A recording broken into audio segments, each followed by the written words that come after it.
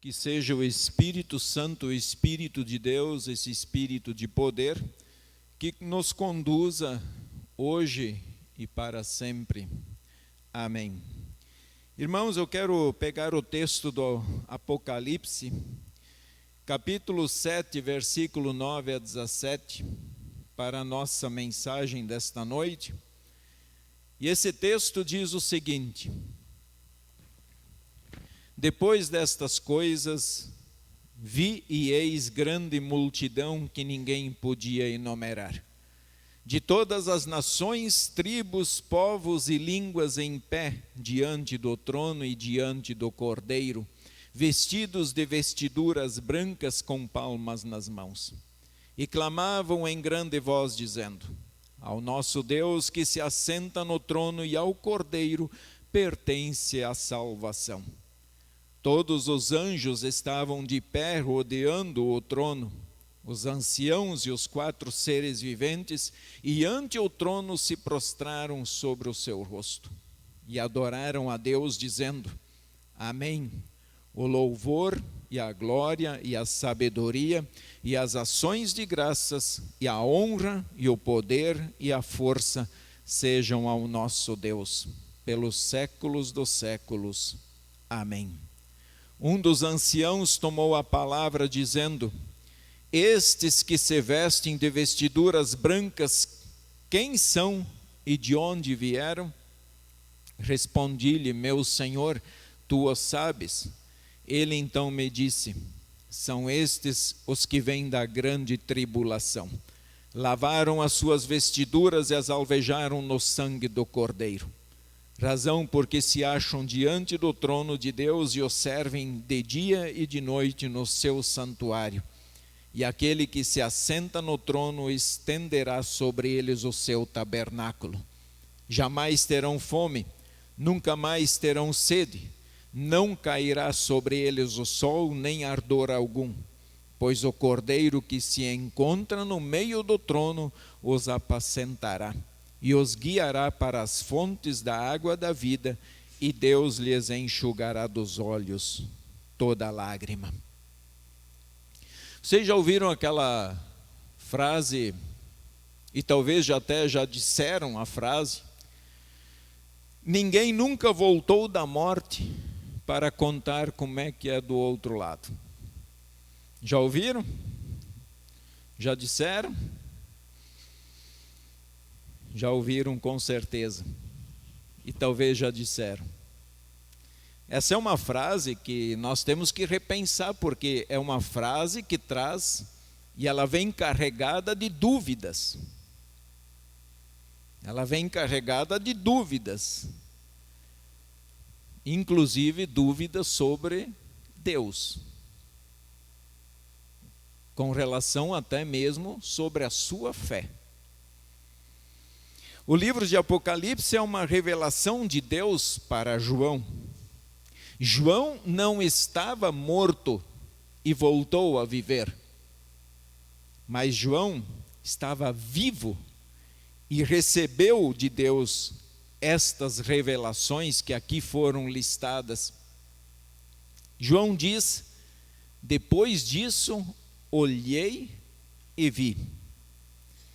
Em grande parte do livro nós vamos encontrar esta afirmação: depois disso olhei e vi. Eu vi com os próprios olhos, eu vi o que estava acontecendo ali. É como se Deus tivesse aberto uma pequena fresta do céu e ter dito para João: dê uma espiadinha ali dentro, para você ver como é que é lá no céu. Veja como será a vida após a morte. João não estava morto, mas ele já teve uma visão da vida gloriosa na presença do trono de Deus. E o texto continua: uma multidão tão grande que ninguém podia contar. Eram de todas as nações, tribos, raças e línguas. Estavam de pé diante do trono e do Cordeiro, vestidos de roupas brancas, e tinham em suas mãos palmeiras. A multidão que João viu em pé, é interessante, uma multidão em pé diante do Cordeiro. Por que esse detalhe é tão interessante? Porque nós, como seres humanos, do jeito que estamos aqui, não conseguiríamos permanecer em pé diante do Cordeiro, na sua forma, na sua presença, na sua santidade e na sua glória. Mas lá, o povo está em pé, em sinal de santidade, um povo santo, perfeito na presença de Deus, tanto é que eles conseguem permanecer em pé. E em sinal de sua santidade, eles estão vestidos de branco. Aqui não é discriminação nenhuma, não existe discriminação. Quem sabe até vão querer mudar a cor da roupa lá do céu, agora que João viu, por se sentirem discriminados. Mas essa roupa branca traz o sentido de santidade, de pureza na presença do nosso Deus. Lá no capítulo 6, versículo 11, nós temos também vestiduras brancas, talares. Até é interessante, vocês sabem por que o pastor usa uma roupa branca? Ou uma vestimenta que cobre o corpo? Vou deixar, não vou responder. Depois vocês me falam, mandem lá no meu WhatsApp, me respondendo por que o pastor usa essa vestimenta. Palmas são símbolos de salvação. Por isso que eles tinham palmas nas mãos. É o símbolo da salvação. Lembra aquele momento em que Jesus entra em Jerusalém, as pessoas estendiam pelo caminho palmas para que o rei passasse. Estas pessoas diante do Cordeiro diziam: do nosso Deus que está sentado no trono, e do Cordeiro vem a nossa salvação. Confissão de fé. É dali que procede a nossa salvação. E isso é tão importante para nós que ainda estamos daqui procurando talvez onde é que será que eu vou ter salvação. Mas nós temos a resposta. Daquele que se assenta no trono, e do Cordeiro vem a nossa salvação. Ele está dizendo: não tem outro caminho, não existe outra solução para a nossa salvação, a não ser daquele que se assenta no trono e do Cordeiro. A multidão continua então crescendo na visão de João. Diante de Deus e diante do Cordeiro, aquela multidão se torna cada vez mais. E aí a gente pensa, por que será que ela vai crescendo? Na visão de João, será que não poderia ser uma visão estática? De um número X de pessoas? Não, mas ele diz, a multidão ali na visão dele continua crescendo. Por quê? Porque a igreja continua crescendo. A igreja aqui, a nossa igreja aqui nesse mundo, a igreja de Deus, continua crescendo. E todos aqueles que partem nesta fé vão somando-se àquelas pessoas que estão lá diante do Cordeiro. E aí eles dizem: o louvor, a glória, a sabedoria, a gratidão, a honra, o poder e a força. Amém. A esse Cordeiro seja dado tudo isso, porque ele merece, porque ele é o único que nos traz a salvação. E aí vem uma pergunta extremamente importante. Um ancião então pergunta a João, e João, olhando aquela multidão: quem são estes que estão vestidos de branco? De onde foi que vieram? E a resposta: estes são os que atravessaram e salvos a grande perseguição. São as pessoas que lavaram as suas vestiduras no sangue do Cordeiro e as ficaram brancas. Mais uma vez a confirmação. Para a salvação são aquelas pessoas, vem a resposta, que lavaram as suas vestiduras e as alvejaram no sangue do Cordeiro. Vocês mulheres que costumam, sabem mais lavar roupa do que nós homens. Quando vocês têm uma roupa branca, quando vocês têm uma roupa colorida, vocês sabem exatamente que produto usar para que ela fique exatamente boa. Tem que boa, tem detergente, tem vinagre, enfim. O que vocês usam? Para deixar aquela roupa boa de novo, limpa, do jeito que vocês querem. Pois não existe outro lugar para sermos lavados a não ser no sangue do Cordeiro. Quem confessa o seu pecado e não confia que em Cristo tem perdão, infelizmente não recebe o perdão de Deus, porque está tentando lavar as suas vestiduras, os seus pecados em um lugar errado. Quem tenta lavar os seus pecados pelas suas obras, vou pagar, vou dar R$1 milhão aqui para a obra de Deus, enfim, agora eu tenho perdão, que é o que acontecia em 1500. Vai continuar sujo, vai continuar imundo aos olhos de Deus. Porque o produto que limpa, que nos santifica, que nos justifica, é o sangue do Cordeiro. Irmãos, antes nós confessamos os pecados. E eu espero que cada um aqui dentro tenha de fato se arrependido deles. Porque esta foi a única forma de receber perdão.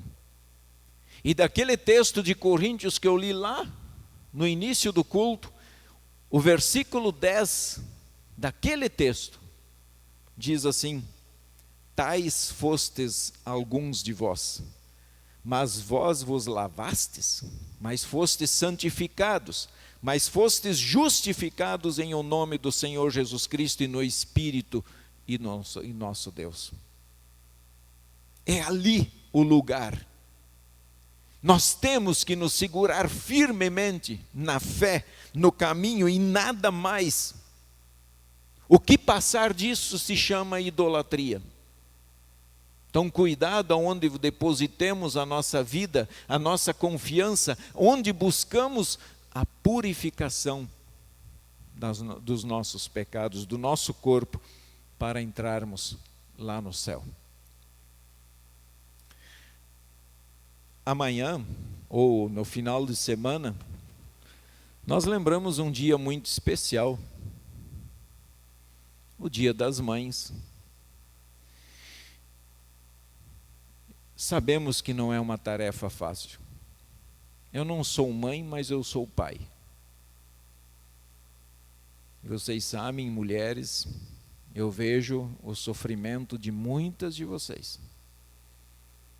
E eu falo isso de coração. Eu tenho acompanhado muitas mães, muitas lutas, muitas lágrimas que rolaram pelo seu rosto e ainda vão rolar. Muitas ainda vão rolar. Para se tornar uma tarefa alegre e mais leve, para vocês mulheres, que fosse uma tarefa tranquila, Deus também abençoa a família. Deus coloca um homem ao seu lado. E eu não estou usando a palavra homem com demagogia. Homem e mulher, Deus os abençoou. Deus os abençoou e deu o dom de nós podermos procriar, gerar vidas. Para uma mulher, quando tem um homem responsável ao seu lado, tudo fica mais fácil. Mas eu estou falando de um homem responsável. E aí eu digo para os homens têm que cuidar para não ser um peso demais para sua esposa. Nós somos, afinal, companheiros. Deus nos abençoou para que tivéssemos ao nosso lado alguém que fosse idônea, quer dizer, que estivesse ao nosso lado, nas lutas, nas alegrias, nas tristezas. Deus nos chamou para sermos sacerdotes do lar. E só esse termo, se você pensar no sacerdócio do lar, só isso já, olha toda a responsabilidade que envolve isso. Ser homem é fácil. Difícil mesmo é assumir os compromissos que tudo isso traz sobre os nossos ombros. Ensinar a verdade. E aí, homens, não pensem vocês que vão chegar depois na presença de Deus e dizer: a mulher que me deste, ela é culpada pelos meus filhos, porque ela não educou corretamente. A primeira responsabilidade é sua, não precisa pensar que vai fugir dela. Precisa estar ao lado de sua esposa nos momentos que os filhos não estão bem. Claro, pode acontecer de Deus resolver chamar desse mundo, que pode acontecer. Mas aí não é irresponsabilidade do homem, aí é uma decisão de Deus. O homem tem sobre os seus ombros a responsabilidade de trazer, ou deveria trazer, ou pelo menos bancar a maior parte das despesas do seu lar. Isso compete ao homem. Mas como é bom ter uma mulher, uma esposa, que nos ajuda, que cuida do seu lar. Imagina então uma mulher sendo mãe sozinha. E aí eu penso que cada um aqui já acompanhou processos de mulheres sendo mães sozinhas. Quanto não pesa sobre os ombros? Como é bom poder em dois carregar esse fardo. Em uma família estruturada, as coisas não são fáceis. Imaginem uma família desestruturada. No entanto, ser mãe é uma bênção. Como diz aquele versículo que eu li antes de começar o culto, herança do Senhor são os filhos. Uma bênção, uma herança, e uma bonita herança. Mãe, e eu penso que eu posso dizer para o pai também, porque a gente nunca pode esquecer que ninguém é mãe sozinho, o pai sozinho, nós somos um casal. E eu penso que nós podemos agora fazer uma referência também ao pai. Nós, mãe e pai, a gente sempre quer que a família esteja junto, esteja unida, em todos os lugares. E eu confesso para vocês que é muito ruim, é triste, porque isso faz parte das famílias também. Quando filhos não vão mais na casa dos pais, ou vice-versa. Então nós percebemos que o desejo do pai, da mãe, é que a família esteja junto, unido. Tanto é que a gente, geralmente, quando tem um filho, começa a crescer, a gente começa a pensar onde é que vai morar, já começa a pensar uma casinha aqui para ele, uma casinha para ela, já começa a ajeitar para que fique próximo, para que fique fácil. Quando vai a uma festa, como é bom poder sentar com a família. É bom É muito bom sentar com a família, conversar, dar risada. Quando recebe uma boa notícia, como é bom poder estar com a família, abraçar, festejar, se alegrar, pular, junto como família, por uma conquista da família, seja uma conquista da esposa, do esposo, dos filhos, mas é uma conquista da família. Quando recebe uma notícia ruim também, que abala a família, como é bom poder estar com a família ao lado, ter alguém para escorar, para chorar, para falar das dores que estão passando dentro do peito. Como é bom ter uma família perto. Porém, após a morte, onde você quer passar a eternidade? Onde você quer que a sua família esteja depois da morte?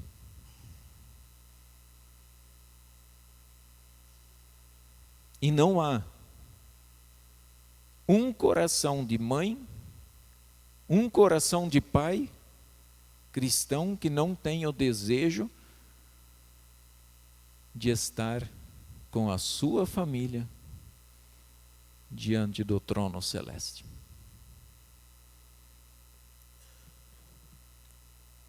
Você e sua família, e aí eu faço aqui já uma referência, como é bom estar com a família aqui dentro, como é bom adorar a Deus, se ajoelhar perante Deus, como é bom cantar a Deus como família aqui já, imagina lá na eternidade. Porém, antes de chegar lá diante desse trono que João viu, onde a multidão só se somava, nós ainda precisamos atravessar sãos e salvos a grande perseguição. Nós ainda estamos a caminho. Nós ainda não atravessamos a grande perseguição.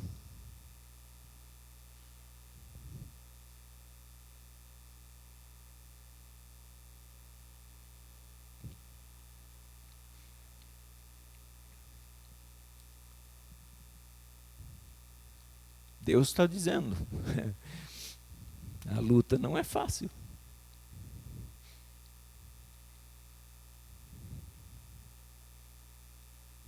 E eu volto a dizer, não brinquem com Deus nesse mundo em que estamos vivendo. Para atravessar essa grande perseguição, se você quiser atravessar sozinho, você vai para o inferno. Você vai morrer. Você não vai estar, quem sabe, com a sua família lá na eternidade. Olhemos a nossa volta. Olhem as coisas que estão acontecendo. Vejam as mães.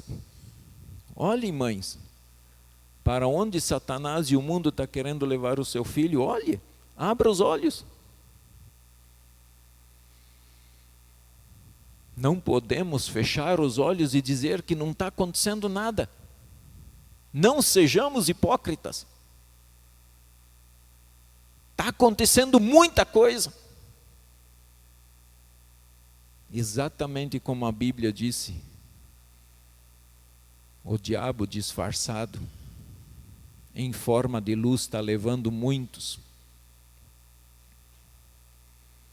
à perseguição religiosa, sim, em nosso país. Se não tivesse, por que tanta proibição do nome de Jesus aqui ou ali ou lá?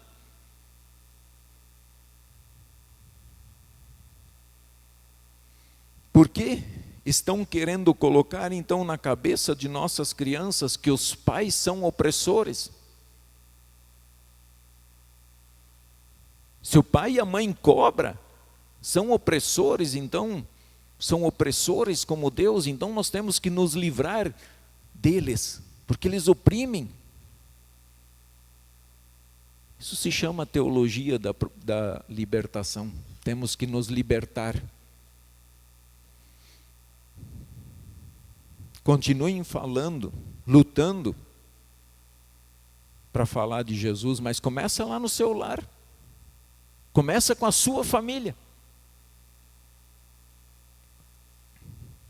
Não diga, eu não vou falar porque eu não quero ofender. Você pode escolher não ofender o seu filho aqui nesse mundo, mas quando você diz que não vai corrigir o seu filho para não ofender ele, você está ofendendo a Deus. É melhor o seu filho passar um momento de raiva aqui e lutar e te questionar do que ele não estar lá depois na eternidade junto contigo diante do trono celeste. Ensinem para os seus filhos que casamento é homem e uma mulher. Que passou disso, é capricho humano. Ensinem a serem fiéis a Deus em todo o tempo, para atravessar sãos e salvos a grande perseguição. Famílias, homem e mulher, pai e mãe, continuem firmes. Não desanimem, falem a verdade, custe o que custar, falem a verdade. Quando tudo isso acabar, quando sairmos da grande perseguição, quando estivermos lá diante do trono do Cordeiro, juntos, como família, então vai acontecer algo incrível, algo maravilhoso, e Deus lhes enxugará dos olhos toda lágrima. Deus vai secar dos meus olhos, dos seus olhos, dos olhos da sua família, toda lágrima. E significa que não haverá mais perseguição, não haverá mais pecado, não haverá mais guerras, não haverá mais tribulações. Porque nós saímos são e salvos da grande perseguição. Seguimos firmes, pois nós, que ainda estamos vivos sobre a terra, estamos atravessando ainda a grande perseguição. Quem já chegou na glória, já está lá, passou, está bem. Porém, não estamos sozinhos. Já fomos lavados e purificados no sangue do Cordeiro para a vida eterna. Amém.